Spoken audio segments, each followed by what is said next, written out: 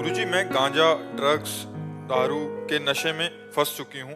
गुरुजी, मुझे हर वक्त यही लगता है कि मैं अच्छा बच्ची हो के महाराज जी, मैं अपनी लाइफ में कुछ भी करने लायक नहीं। आज हमारे नए बच्चों की बड़ी दुर्दशा हो रही है, बहुत दुर्दशा हो रही है। अब ये नए नए बच्चे गर्लफ्रेंड बॉयफ्रेंड बनाए, अब उनमें सुख तो है नहीं, फिर नशा करके बेविचार किए, फिर और नशे में नष्ट हो जाते हैं। खुली बात है, नष्ट हो रहे हैं हमारे बच्चे, जो हमारे देश के भविष्य है, ये सब नष्ट हो रहे हैं। अब देखो, एक बच्ची ये है और एक बच्ची ये है जो बॉर्डर में प्राणों को समर्पित किए हुए तैनात खड़ी है हमारे देश की, वो भी तो बच्ची है।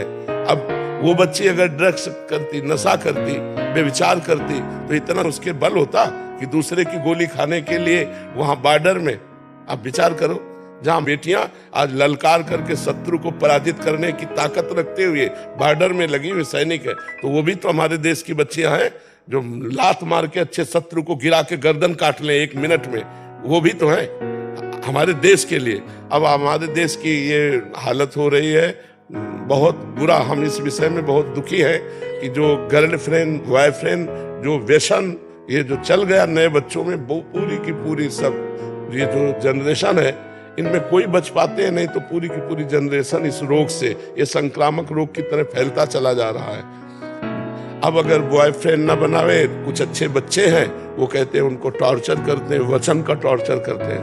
तो बच्चा, तुमको एक बार उठना चाहिए, जैसे तुम रो मत, मनुष्य शरीर मिला उठने, तुम बहादुर हो।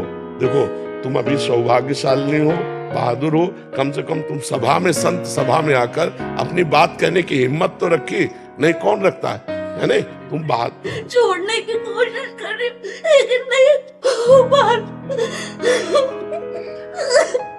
कह रहे बचा लीजिए महाराज जी, मैं बहुत निकलना चाहती हूँ बट इतना फंस चुकी हूँ। इसमें इसको साथ देना पड़ेगा, छोड़ना तो इसी को है ना। हमें लगता है कि सुयोग्य डॉक्टर से मिलना चाहिए और कुछ औषधियों का सपोर्ट लेना चाहिए। देखो, एक कसम वसम से छूटने वाली बातें नहीं है, इससे हमें किसी डॉक्टर का सहयोग लेना चाहिए और उससे उचित औषधियां लेनी चाहिए। जैसे देखो, मसाला छोड़ना है तो आप लौंग इलायची खाइए, तो कम से कम उससे आपके जो मुंह की बार बार मांग है वो रुकेगी ना, क्योंकि हर नशा अपना अधिकार कर लेता है शरीर पर, उसको जरूरत होती है, मांग होती है। अब जैसे ड्रग्स आदि है तो ना खा पाओगी, ना सो पाओगी, ना चैन से जी पाओगी। अब उसके लिए आपको दवा चाहिए, किसी सुयोग्य डॉक्टर से मिलो। बच्चा, बिल्कुल निराश मत हो, नहीं निराश होने की जरूरत नहीं, आपको उत्साह संपन्न होना। अभी आप बहादुर बच्चे हो, कम से कम अपनी कमजोरी को सभा में रखा, आप दूर कर सकती हो।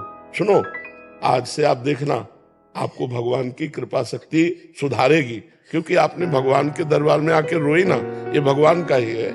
भक्त का दरबार तो भगवान का ही दरबार। मद भक्ता यत्र गायन्ति तत्र तिष्ठामि नारद, जहाँ मेरे भक्त मेरा यश गाते वहां मैं विराजमान रहता हूँ। कह रहे कि भगवान भी ऐसा लगता है कि नफरत करते हैं मुझसे, मतलब वो अंदर। नहीं नहीं नहीं, भगवान नफरत करते होते तो यहाँ आ ही नहीं पाती। अब मोहि भाव भरोसा हनुमंता, बिनु हरि कृपा मिले नहीं संता। अगर भगवान कृपा न करते तो तुम बच्चा आ ही नहीं पाती। तो इसलिए हम तुमसे प्रार्थना करते हैं, किसी सुयोग्य डॉक्टर से मिले और आप औषधि लीजिए। पहले ये नशा छोड़िए, शराब तो छोड़ देती हूँ, फिर 1-1.5 महीने बाद फिर से। 1.5 महीने तक छोड़ने के बाद नहीं नहीं नहीं, फिर तो तुम्हारी कमजोरी बच्चा। 1.5 महीने नहीं, हम तो 2-4-10 दिन के लिए बात कह रहे हैं दवा लेने की, जिससे हमारा माइंड जो है हमें सहयोग दे पावे छोड़ने में।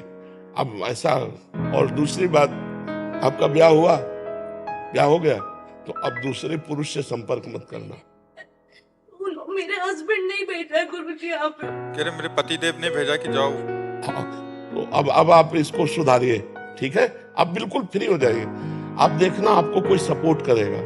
हमारे पास प्रगट में कोई जंतुर नहीं है, कोई टेबलेट नहीं है और कोई आशीर्वाद नहीं, ये ऐसे वैसे कुछ नहीं।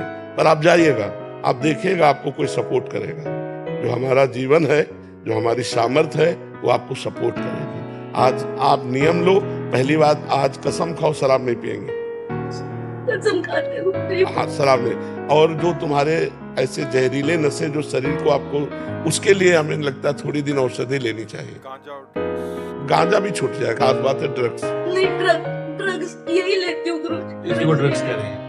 नहीं, ये तो कोई खा, तभी तुम 1 महीना छोड़ पाए, तभी 1 महीना छोड़ पाए। नहीं, वो जो ये सन लगाया जाता है ना, वो बिना औषधि के मुझे लगता है छोड़ना कठिन। तुम बहादुर छोड़ दोगी? आज से कसम खा कि मैं गांजा भी नहीं पीऊंगी। नहीं पीऊंगी गुरु। बहुत, हाँ ठीक है। और सुन हमारी बात सुन, पहले हमारी बात सुन बहन, तू हमारी बात सुन। तू निश्चिंत रहे, आज से तू निश्चिंत रहे, पक्का तुझे सपोर्ट मिलेगा, ठीक है? हाँ, पर कसम खा लिया, न पियोगी गांजा न पियोगी शराब, ठीक है? और अपने पति से प्यार करोगी, दूसरे पुरुष का स्पर्श भी न करना, काम भाव से, तभी तुम्हारा जीवन उज्जवल हो जाए। अभी सब ठीक हो जाए, ठीक होना ही था, इसीलिए तुम आई हो, ठीक है ना? बिल्कुल आप निश्चिंत हो जाओ, ठीक है? हाँ पक्का जी। योगिता चौरसिया जी, रायबरेली से। राधे राधे राधे महाराज जी। गुरुदेव, जैसे खुद को शरणागत किया, तो ये कैसे पता चलेगा कि मैंने सही तरीके से प्रभु के चरणों में खुद को शरणागत किया है? लक्षण आ जाएंगे। जब कोई सुख की दशा होगी तो तुम्हारा मन सीधे प्रभु में जाएगा, क्योंकि शरणागत है ना। और जब दुख की दशा होगी तो सीधे प्रभु में जाएगा। सुख दुख की, मान अपमान की, लाभ हानि की दशाओं में मन का सबसे पहले कहाँ जाना होगा, ये नहीं रखना होगा। जिस वस्तु व्यक्ति के पास गया तो उसके आप आश्रित हैं, अभी प्रभु के नहीं।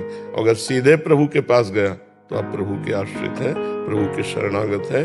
फिर ये लक्षण आने लगेंगे: निर्भय, निश्चिंत, निशोक, संशय रहित, विपरीत भावना का त्याग। ये बातें आने लगती है जो भगवान की शरण में होता है। मन की पहचान सीधे प्रभु में जाना। कोई सुख आया, प्रभु की बड़ी कृपा, कोई दुख आया, प्रभु का बड़ा दुलार, बड़ी कृपा है जो हमें पवित्र कर रहे हैं दुख देके। अगर हमें कोई सहयोग मांगना है तो सीधे प्रभु में मन जाए, किसी व्यक्ति वस्तु स्थान में नहीं तो शरणागति कमजोर मानी जाती है। कि अगर कहीं अन्य गया, जैसे द्रौपदी जी भगवान की शरणागत भक्त है, पर जब वस्त्र खींचने का तो सभा में उनको अपने पतियों का भरोसा था, भीष्म आदि का भरोसा था। जब वो टूटा तब अपने हाथों का भरोसा लिया, फिर दांतों का लिया, फिर भगवान की।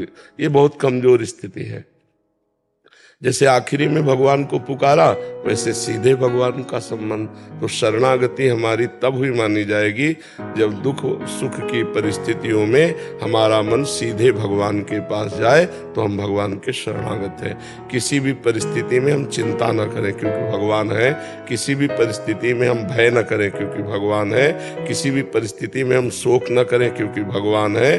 जो अपने संकल्प से 1 सेकंड में अनंत ब्रह्मांडों को रच सकते हैं, तो मेरे स्वामी मुझे शोकित क्यों होने देंगे, मुझे दुखी क्यों होने देंगे?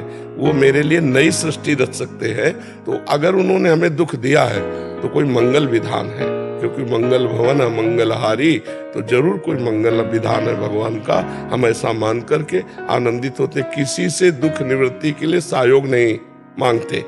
अगर कोई आ जाता है तो समझते हैं भगवान का भेजा हुआ ही है, क्योंकि मैंने तो चाहा नहीं, ये व्यक्ति आकर दुख निवृत्ति कर रहा है, इसका मतलब भगवान का ये पार्षद है, भगवान का भेजा हुआ है जो हमारी दुख निवृत्ति कर रहा है। समझ में आ गई? महाराज जी, हमने किसी को अपना गुरु बना लिया अंदर से, और हम उनको अभी दीक्षा लिए नहीं, बट कैसे पता लगेगा कि उन्होंने हमें स्वीकार कर लिया? प्रगट में उनका दासत्व स्वीकार करके यदि हम चले तो फिर बात अलग होती है। ऐसे मन मानी बात, तो मन अभी गुरु बना रहा है, थोड़ी देर बाद मन मानी वो खुद गुरु बन जाएगा, अपने अनुसार चलाएगा। ऐसे नहीं कि हम मान लिया तो बस हो गया। जब न मान, अब प्रगट में तो शासन हो नहीं सकता। प्रगट में शासन हो, प्रगट में तभी शासन जब आप गुरु मंत्र लिए हैं, दीक्षा शिक्षा है, और फिर कोई गलती हुई आप कहते हो मेरे